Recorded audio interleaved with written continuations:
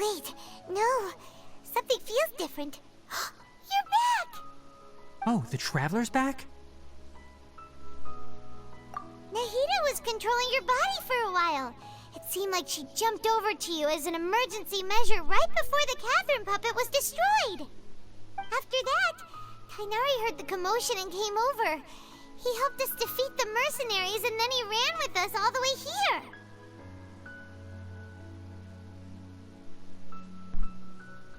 What? You swapped places? You mean your consciousness also went into Nahida's body? Wait, then where is Nahida's consciousness?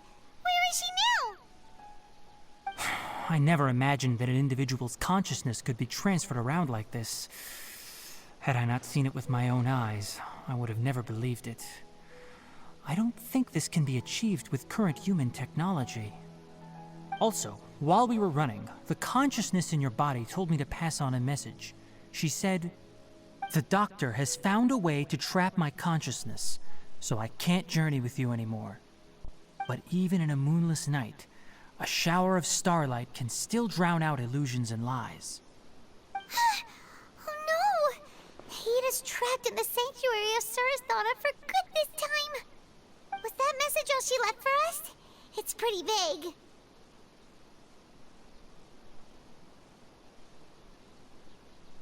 Oh, that makes sense. Since the doctor captured her, she won't be able to say anything without him knowing. She's being extra careful. Even in a moonless night, a shower of starlight can still drown out illusions and lies. Huh. Paimon knows the moon illusions and lies are from the alchemical divination at the Sub-Zeru's festival. Didn't Nahida use a starlight analogy before? It had something to do with Sataria.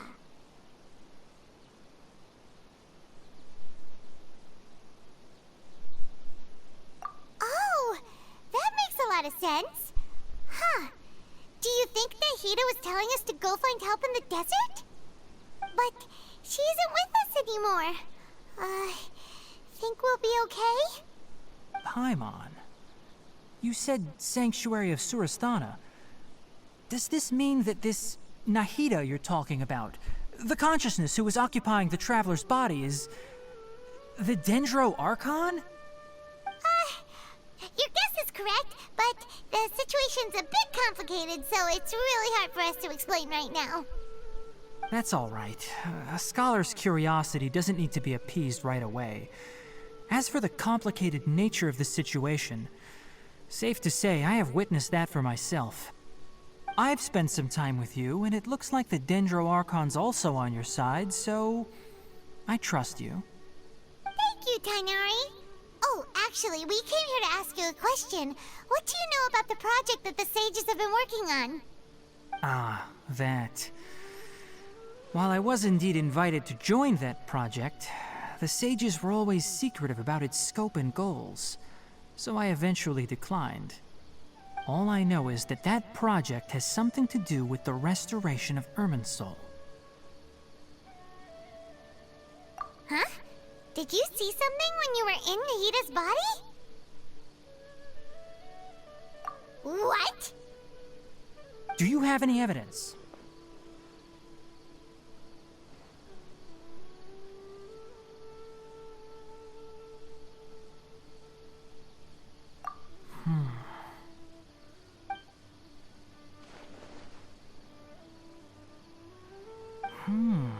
So that's what happened. That explains why Hypatia's symptoms were different from those of the other scholars who went mad. It's because she made contact with the consciousness of a new god who is still in the process of being born. Tighnari, did you leave the Avidia Forest because of Hypatia? I did. I noticed Hypatia's mental anomalies, but since her symptoms were rather atypical, I secretly took her to Pardis Dii and began searching for a way to return her to her normal self. If I didn't take action, Hypatia would have already been taken by the Matra to the desert, doomed to a life of exile at Aru village.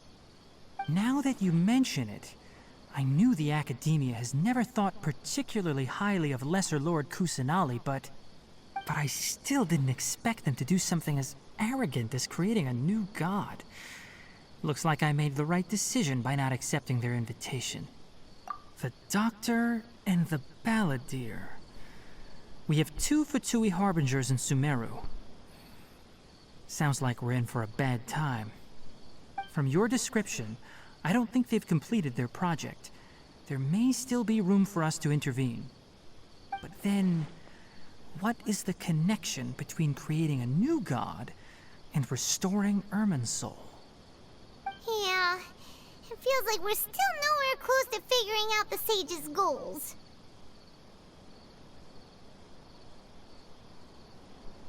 Right. We've pretty much gone over everything we need to know, so we should head out. How about you, Tighnari? What are you going to do? I'll stay here for now. I still want to try a few more things to help Hypatia. If you're planning to go into the desert, start by heading for Caravan Rabat. That'll be your fastest route. Come find me here if there's anything else I can do to help. May the spirit of wisdom go with you. Thanks, Tighnari. Hopefully Hypatia will feel better soon. We're off then.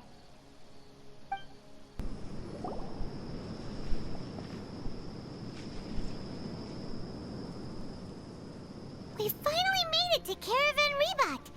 It's pretty lively here. So, just past this wall is the desert, huh? Oh, wow.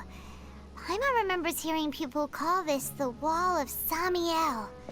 It's made to block sandstorms from the outside. Oh, if it's this tall, it's gotta be the divine work of Greater Lord Rukkhadevata, right?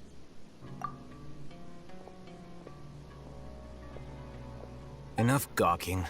Come on, follow me. Huh? Over here.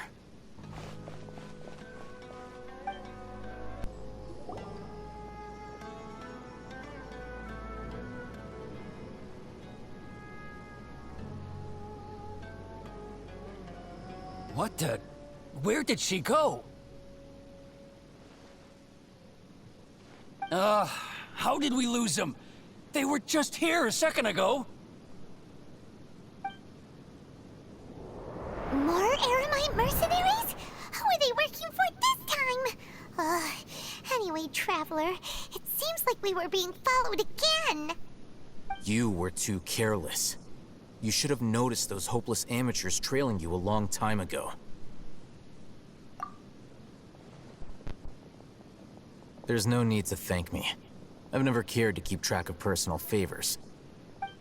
All I did was correct a mistake I happened to come across. It's a habit I developed at the academia. You really gave Paimon a scare, Alhaitham. We never thought we'd run into you here. Last time we met at Port Ormos, didn't you say you were going back to the academia? Wait, don't tell Paimon that you're here to take us back on their orders. Oh, so you've already landed yourselves on the academia's hit list. I can't say that I didn't expect it. However, had I wished to turn you over to the academia, don't you think you'd already be the Eremites' honored guests by now? Oh, right. You do have a point.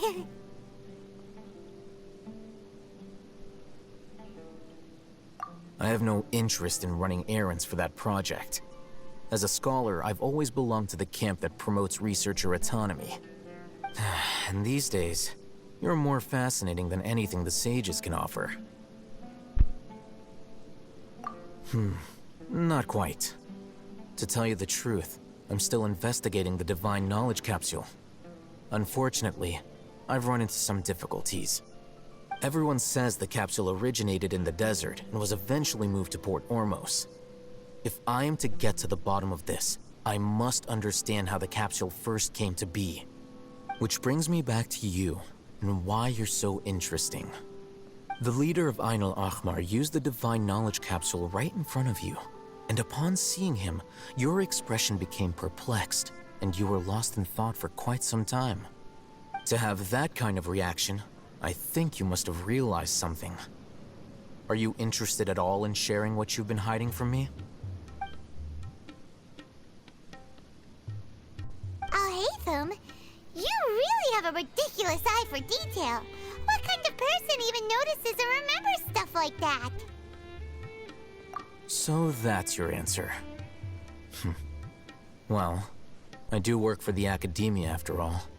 So considering that, it is indeed wise to keep your cards close to your chest. But that does prove you do have some undisclosed information about the Divine Knowledge Capsule. Am I right? No matter.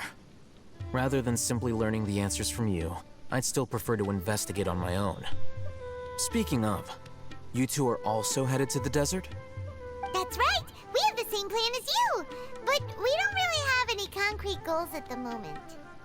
Then I'd suggest starting with Aru Village. It's the largest settlement in the desert, so it'll probably have more resources and intel than anywhere else. Well, would you like to head there together? It's always better to travel with someone you know. Let's go! Before us lies Aru Village, the safe haven of the desert folk.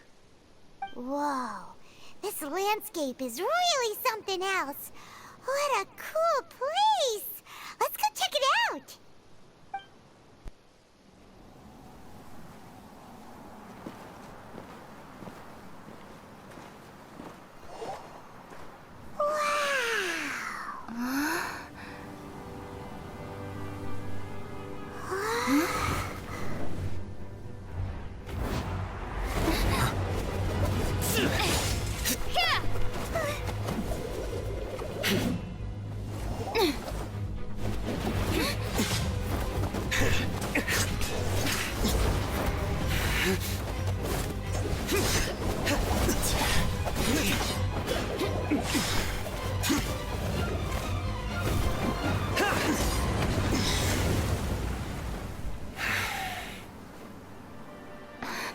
CYNO.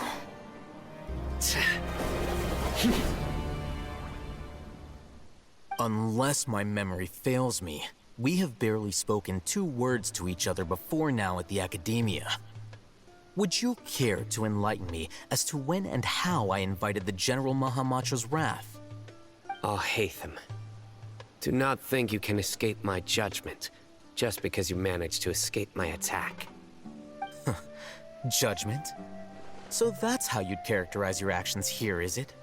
Or would elimination perhaps be a more accurate description? Had I used my full strength, not even this traveler would have been able to stop me. Though styled like an assassination, I sought only to ensure that my target would be unable to flee or resist. Standard practice for the Matra, as well you know. Seemed to me more like your own personal touch. Who is that, Alhaitham? Did you call him General Mahamatra? Yes. General Mahamatra CYNO, head of all the Matra at the Academia. He's a formidable hunter, and the ultimate nightmare for any who have committed academic crimes. You seem to have placed a lot of trust in Alhaitham, to the point of blocking an attack for him. If I were you, I'd never choose to side with him. I wouldn't believe a single word that comes out of his mouth.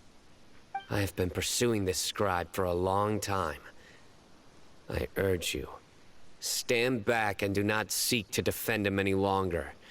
Otherwise, there will be consequences. Has Alhaitham done something wrong? Paimon doesn't think he's as bad as you've made him out to be. I won't waste my breath explaining things. Alhaitham, I saw it during our fight. Take it out. The Divine Knowledge Capsule you're hiding on your person. Unless you want me to retrieve it for myself.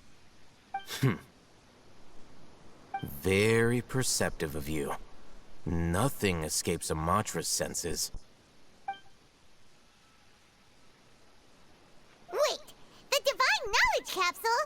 Didn't it fall into the Matra's hands in Port Ormos?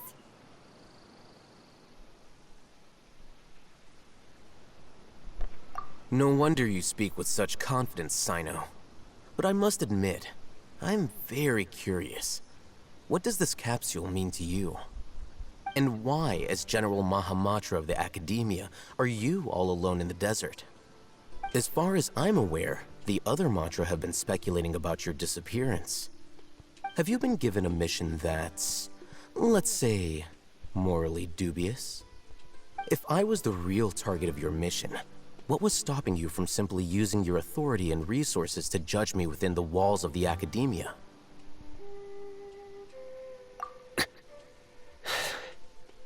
I should have known you'd be difficult to deal with. You two! Ugh! What should we do, Traveler? Paimon feels like we can't trust either of them! Ahem. Well, look at you two, acting all tough and self-righteous over there. Wait, Dia?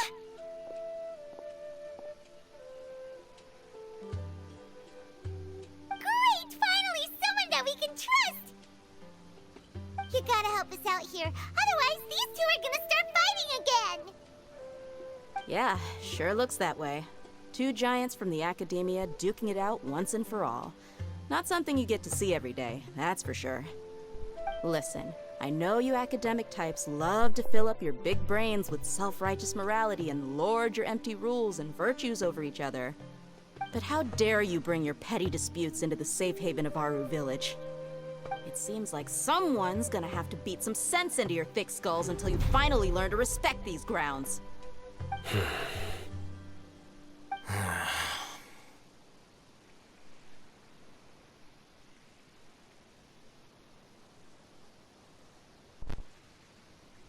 Hey, did either of you hear a word I just said?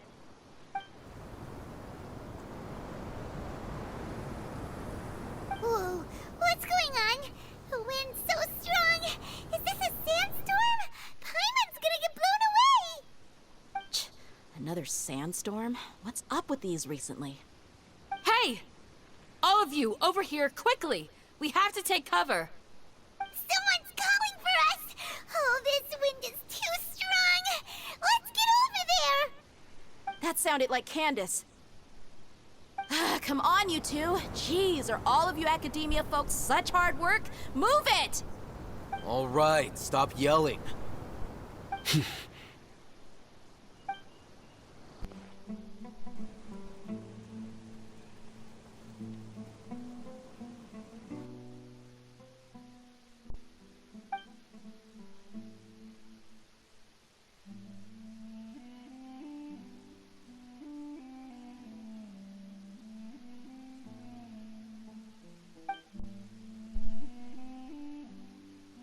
Well, this is pretty awkward. Hey, wanna play sardines with three people who wanna tear each other limb from limb? Sure, why not? Sounds fun. The air is so thick and heavy.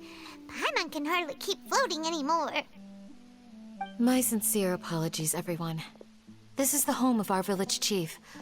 I will have to ask you to make do with this small room until the sandstorm dies down. Please, let me introduce myself.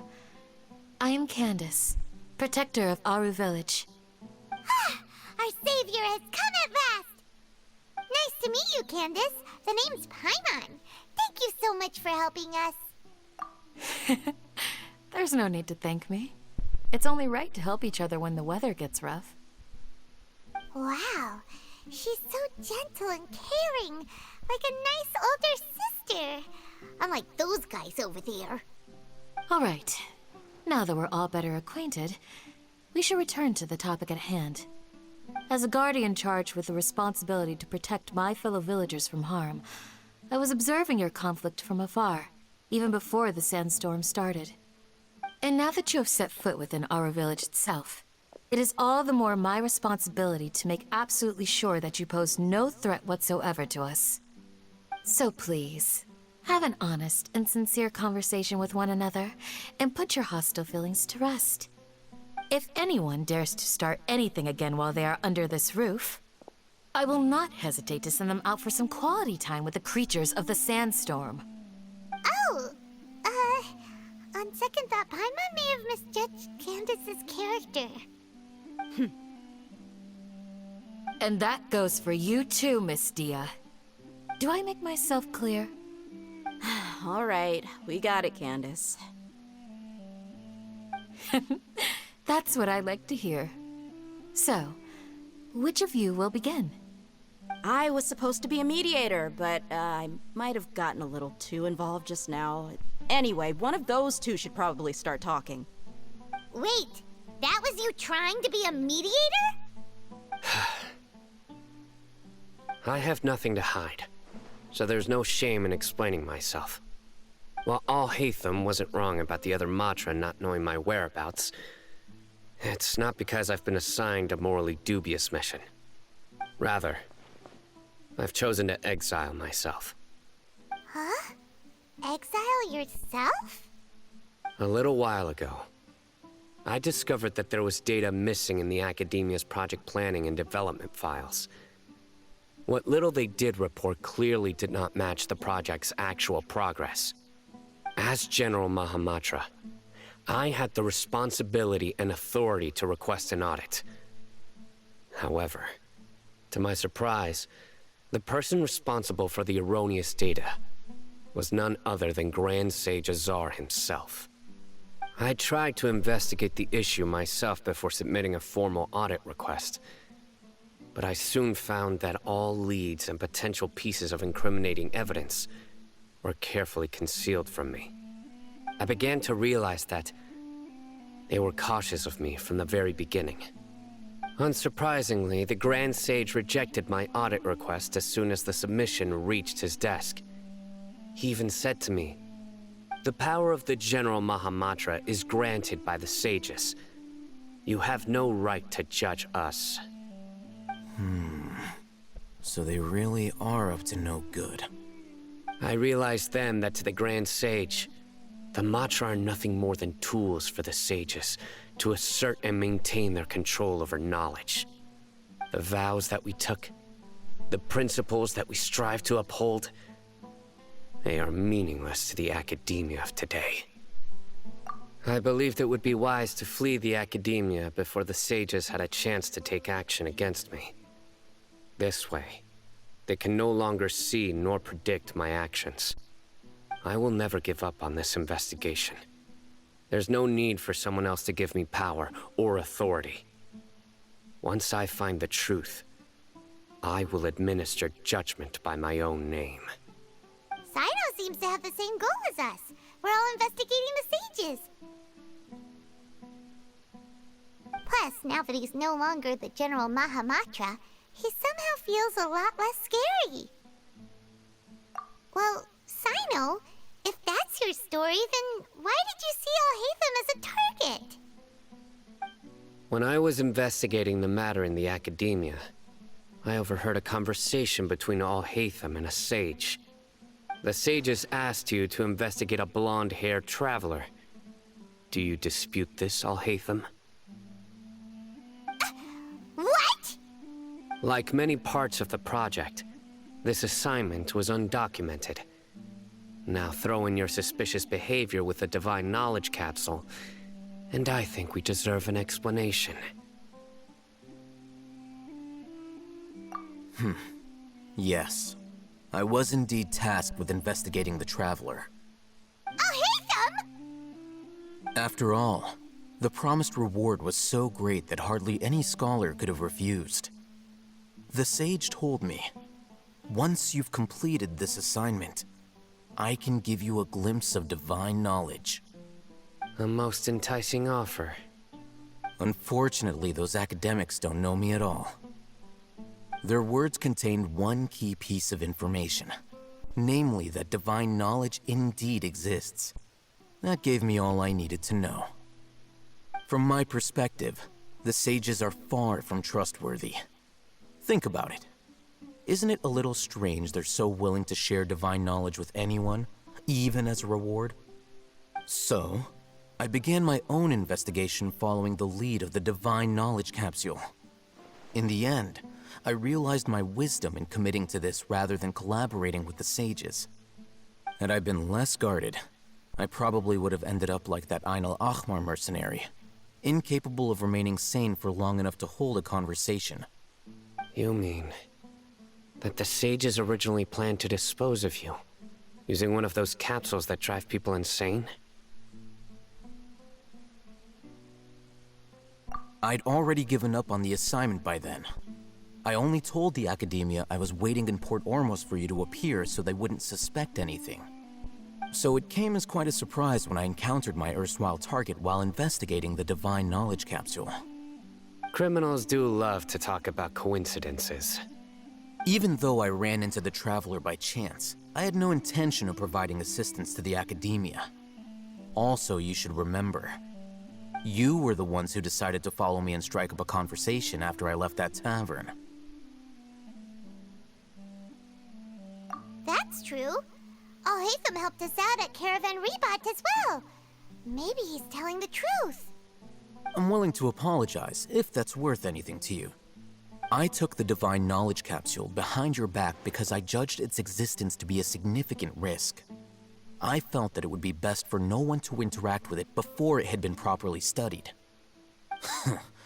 After all, curiosity often proves to be the most dangerous thing in this land. You should be well aware, Scribe Alhaitham, that curiosity can also lead you to danger and suspicion. Answer me this. Did the sages share any information about their project with you? Have I not made myself clear? You and I are both distrusted by the Academia. Do you really think they would tell me anything? Fine. Although you haven't completely proven your innocence, I won't regard you as an enemy, for now. As you wish. Good. I'm glad to see you two clearing up your misunderstandings. And now you, Dia. I believe it's your turn. Oh, sorry. Whatever the boys were talking about must have been so boring that I spaced out.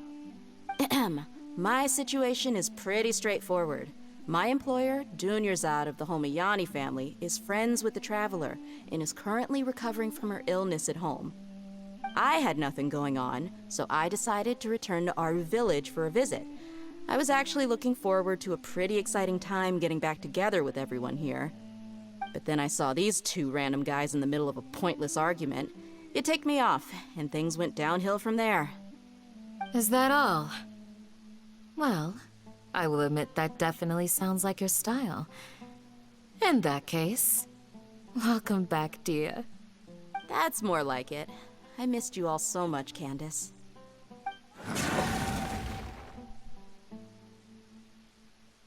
Whoa! What was that sound? No need to worry. Now that you're no longer at each other's throats, please make yourselves at home.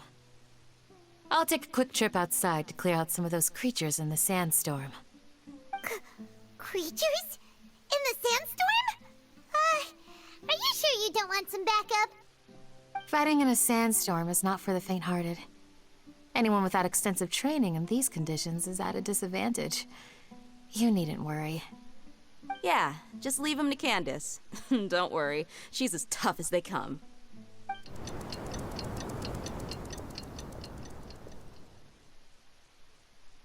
The wind's died down. That means the sandstorm's over, right? Candace still isn't back yet, though. Is she alright? Maybe we should go out and check on her. When you put it that way, even I'm starting to feel a little worried. All right, let's go. We've been here long enough, and the boys are as chatty as the floor. Oh, Candace, you're still fighting? You've been out here dealing with these creatures the entire time? Yes. They just keep coming in waves. I've lost count of how many I've defeated. Before I realized it, even the sandstorm had stopped. Ah! Here comes another wave! Leave this round to us. I got interrupted earlier, but now I have something to take my anger out on. It's been quite a while since I've seen the Flame Mane in action. I'll leave these to you then. I'll be sure to put on a good show. Let's go! The creatures stopped appearing. Was that the last of them? What we fought just now was probably the aftermath of the sandstorm. So we should be safe for the time being. Well fought, everyone. No injuries, I hope. Huh? Who are you? Ah, My apologies. I haven't had a chance to greet you yet. I had my hands full taking care of the village's elderly and children. I am the chief of Aru village. Everyone usually calls me Uncle Anpu. Sir, I am also originally from the desert, but I have not been back for some time now. May I ask if such sandstorms are common? I can't say they've always been common, but recently the storms have become increasingly severe and frequent. Besides sandstorms, we also occasionally get earthquakes. According to an investigator who stayed in the village a while ago, these unusual natural phenomena are related to the withering of Irminsul. Another effect of Irminsul's withering. So, Irminsul's withering causes withering zones in the forest, and sandstorms and earthquakes here in the desert? Everything in the natural world is inextricably connected to Irminsul. These regional symptoms can indeed be a reflection of Irminsul's present state. Everyone in Aru village needs to take good care of themselves. Speaking of which, why haven't I seen a single village keeper since I got here? Village keeper? Who are they? Village guards like Candace? Does your curiosity know no bounds? Village Keeper is how Aru village refers to mad scholars exiled here by the academia. Most of them are scholars who lost their sanity after a period of training in the Avidia forest. The academia believes that their crazed mutterings may have a negative effect on the psyches of other scholars. So, they're forcibly exiled to the desert. Though if you ask me, it's all a boatload of nonsense. Alas, that's exactly what we've been trying to investigate. One by one, the village keepers have been mysteriously disappearing without a trace.